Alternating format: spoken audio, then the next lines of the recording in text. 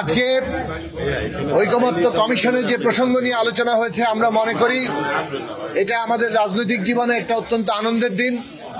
কেননা দীর্ঘদিন ধরে বাংলাদেশের গণতান্ত্রিক রূপান্তরের জন্য নতুন একটা রাজনৈতিক বন্দোবস্ত প্রতিষ্ঠার জন্য আমরা লড়াই করছি।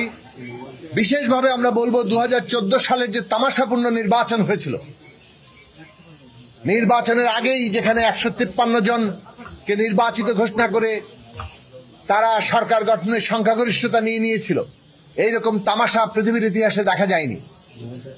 তারপর থেকে আমরা এই প্রশ্ন নিয়ে আলোচনা করেছি যে সাংবিধানিক পদগুলোতে নিয়োগের যে কর্তৃপক্ষ, সেটা যদি সরকারের হাতেই একচ্ছত্রভাবে থাকে, তাহলে ওই ধরনের কমিশন তৈরি হয় যারা একটা পুরোপুরি তামাশা, ভুয়া, জালিয়াতির নির্বাচনকে সুষ্ঠু নির্বাচন বলে চালিয়ে দেয়।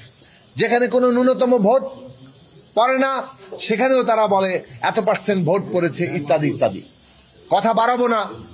আমরা সেইখান থেকে বলে এসেছিলাম যে একটা সাংবিধানিক কমিশনের মাধ্যমে যাতে সাংবিধানিক পদগুলোতে নিয়োগ দেওয়া হয়।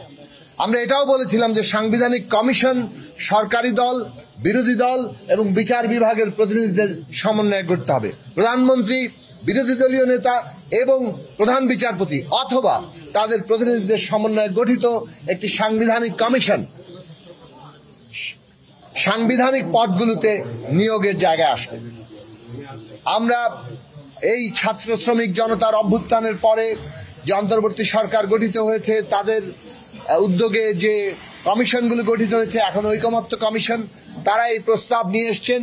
এই প্রস্তাবকে তারা গ্রহণ করেছেন এবং এটার নাম দিয়েছেন ন্যাশনাল কনস্টিটিউশনাল কমিশন কিংবা জাতীয় সাংবিধানিক কমিশন কাউন্সিল।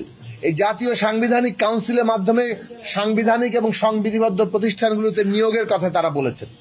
আমরা বলেছি প্রথমত এই নীতিগতভাবে আমরা একমত যে এই সাংবিধানিক কমিশনের মাধ্যমেই নিয়োগ হতে হবে।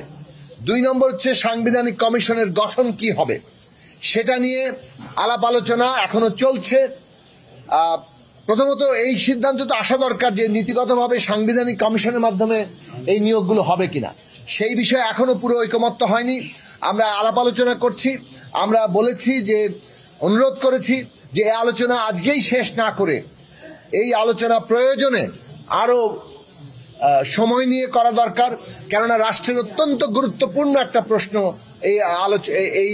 এই প্রশ্নকে কেন্দ্র করে আবর্তিত হচ্ছে।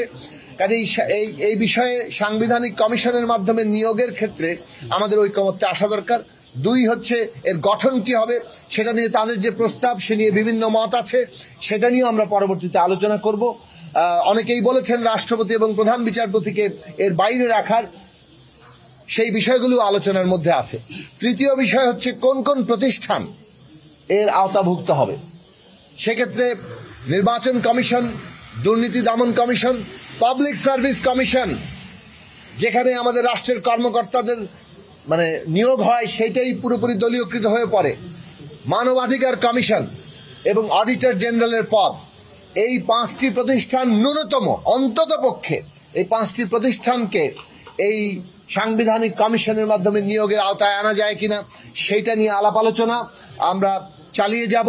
এবং এইটা বাংলাদেশের ইতিহাসে আমাদের গণতান্ত্রিক রাষ্ট্র গঠনের ক্ষেত্রে অত্যন্ত জরুরি একটি পদক্ষেপ বলে আমরা মনে করি। একটা ঐতিহাসিক সিদ্ধান্ত হবে যদি আমরা এই কাজ করতে পারি। আপনাদের সবাইকে ধন্যবাদ।